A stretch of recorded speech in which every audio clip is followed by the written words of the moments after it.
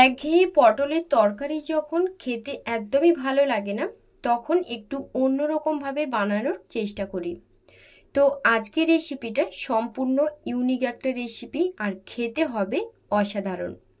তবে বলতে পারেন গরম ভাতের সাথে যদি এই রেসিপি থাকে তাহলে কিন্তু একতলা ভাত নিমেষেই শেষ।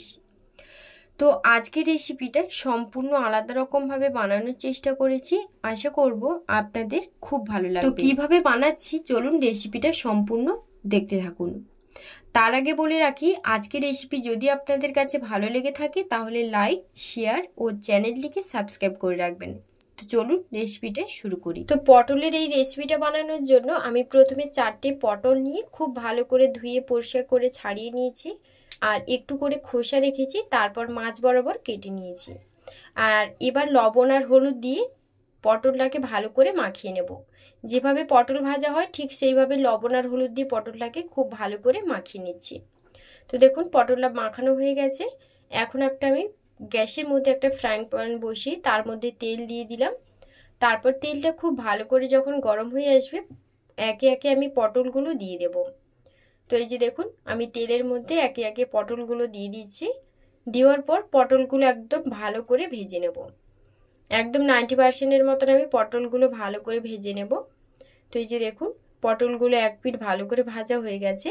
এবার আমি আর এক পিঠ উল্টে দিচ্ছি। উল্টে দিয়ে ওই একইভাবে আরও এক পিঠ খুব ভালো করে পটলগুলো ভেজে নেব। তো এই যে এক পিঠ উল্টে দিলাম, দেওয়ার পর আমি আরও একইভাবে পটলগুলোকে ভেজে নেব সেম পদ্ধতিতে। পটলগুলো ভাজতে কিন্তু বেশি সময় লাগে না, 2 থেকে 3 মিনিটের মধ্যে কিন্তু পটলগুলো খুব সুন্দরভাবে ভাজা হয়ে যায়। আর পটলগুলো কিন্তু একদম লাল লাল করে খুব সুন্দর করে ভেজে তুলে নিতে হবে। তো দেখুন পটলগুলো ভাজা হয়ে গেছে। এবার এর মধ্যে আমি দিয়ে দেব একটা মিডিয়াম সাইজের মাছ বরাবর কেটে রাখা টমেটো।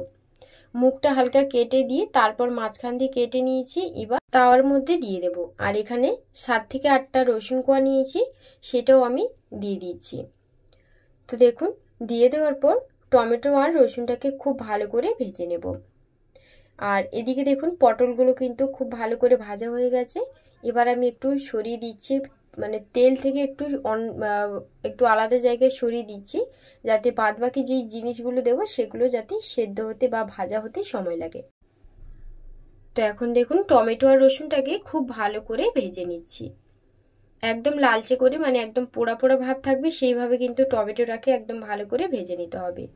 আর এরপর এখানে নিয়েছি 2টো শুকনো লঙ্কা, মাছ বরাবর কেটে লঙ্কাটাকে তেলের মধ্যে আমি দিয়ে দিলাম। দেওয়ার পর লঙ্কাটাকেও ভালো করে ভেজে নেব। আর 7 থেকে 8টা চিংড়ি মাছ লবণ আর হলুদ দিয়ে খুব ভালো করে মাখিয়ে রেখেছিলাম, আমি তেলের মধ্যে মানে প্যানের মধ্যে দিয়ে দিলাম। দেওয়ার পর চিংড়ি মাছটাকেও সেমভাবে ভেজে নেব। তো আর এদিকে দেখুন লঙ্কাটাও কিন্তু ভালো করে ভাজা হয়ে গেছে। তো এগুলো কিন্তু আমি কিছুই তুলব না, একেবারেই কিন্তু সবগুলো তুলে তারপর আমি পরবর্তী স্টেপটাই করব। তো দেখুন টমেটোর একদিক কিন্তু সুন্দরভাবে মানে ভাজা হয়ে গেছে। এখন আমি উল্টে দিলাম। আর রসুনগুলো কিন্তু ভাজা হয়ে গেছে, সেগুলোকেও আমি এক সাইডে সরিয়ে দিচ্ছি। আর দেওয়ার পর এবার আমি চিংড়ি মাছ আর টমেটোটাকে খুব ভালো করে ভেজে নেব। তো তারপর এখানে আমি কিছুটা ধনেপাতা নিয়েছি। ধনেপাতাটাকে মাছ বরাবর কেটে হাত দিয়ে কেটে আমি কড়াইয়ের মধ্যে দিয়ে দেব। ধনেপাতাটা কিন্তু বেশি ভাজার প্রয়োজন নেই, হালকা একটু জীর্ণ হয়ে আসবে তখন আমি কিন্তু এটা এই যে দেখুন জীর্ণ হয়ে এসেছে, এটা আমি কিন্তু পটলের ওপর তুলে দেব। না হলে কিন্তু ধনেপাতাগুলো মুচমুচে হয়ে যাবে, তখন কিন্তু স্মেলটা ভালোভাবে আসবে না, আর খেতে কিন্তু ভালো লাগবে না। তো দেখুন সব কিছু কিন্তু আমার প্রায় কমপ্লিট হয়ে এসছে। তো টমেটোটা একদম ভালো করে ভাজা হয়ে গেছে বা সেদ্ধও হয়ে গেছে। এই যে দেখুন একদম কিন্তু সেদ্ধ হয়ে গেছে। এবার এই সব কিছু আমি তুলে নেব। তো দেখুন সব কিছু কিন্তু রেডি হয়ে গেল। এবার এগুলোকে মাখার জন্য আমি একটা পাত্রের মধ্যে লবণ, রসুন আর লঙ্কাটা খুব ভালো করে মেখে নেব। তো এই যে দেখুন একদম ভালো করে মেখে নিচ্ছি। আর এটা কিন্তু অবশ্যই ঠান্ডা হলে তারপর করবেন। এটা যেহেতু আমি একটু গরম অবস্থাতেই করছি, তো আপনারা কিন্তু ঠান্ডা অবস্থায় করবেন, তাহলে কিন্তু মাখাতে সুবিধা হবে। তো এই যে দেখুন সব কিছু একটু খুব ভালো করে মেখে নিয়েছি। এবার ধনেপাতা আর ভেজে রাখা চিংড়ি মাছটা দিয়ে আবারও খুব ভালো করে মিশিয়ে নেব। মানে একদম ভালো করে মেখে নিচ্ছি। চিংড়ি মাছটা খুব ভালো করে একদম মিহি করে মেখে নিতে হবে যাতে সবার পাতে পড়ে। তো ঠিক সেইভাবে মেখে নিচ্ছি দেখুন। তো এই যে এইভাবে মেখে নিচ্ছি। আপনারা এইভাবে একবার যদি কখনো না বানিয়ে খেয়েছেন, আমার রেসিপি ফলো করে একবার অন্তত বানিয়ে দেখুন। গরম ভাতের সাথে একবার বানিয়ে এইভাবে খেয়ে দেখবেন, অসাধারণ স্বাদ হয়, দুর্দান্ত লাগে খেতে।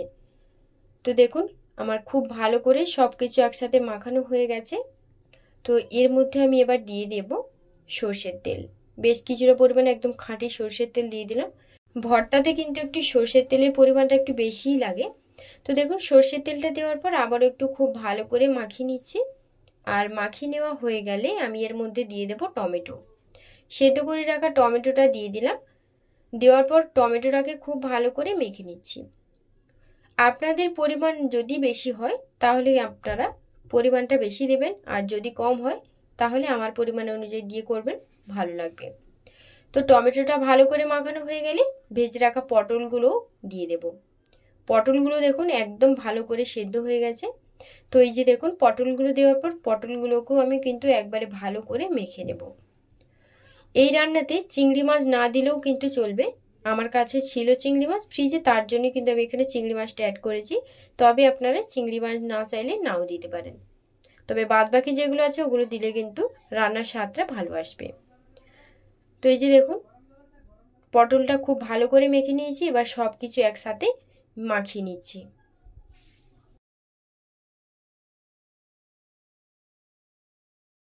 এইভাবে পটলের ভর্তা করলে যারা পটল খেতে ভালোবাসে না দেখবেন তারাও কিন্তু একদম চেটে পুটে খাবে। তো এখন আমি একটা মিডিয়াম সাইজের পেঁয়াজ একদম সরু সরু করে কেটে রেখেছিলাম পাতলা পাতলা করে।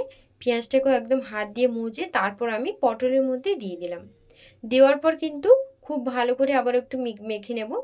এখানে কিন্তু ভাজা পেঁয়াজ দিলে হবে না, একটু কাঁচা পেঁয়াজ দিতে হবে, তাহলে কিন্তু খেতে ভালো লাগবে। তো সব কিছু ভালো করে মাখানো হয়ে গেছে আর রেসিপিটা কিন্তু আবার একদম রেডি।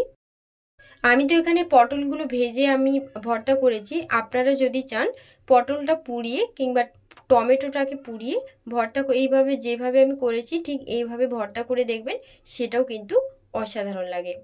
তো আজকের রেসিপি ভালো লাগলে প্লিজ চ্যানেলটিকে সাবস্ক্রাইব করে দেবেন। ধন্যবাদ।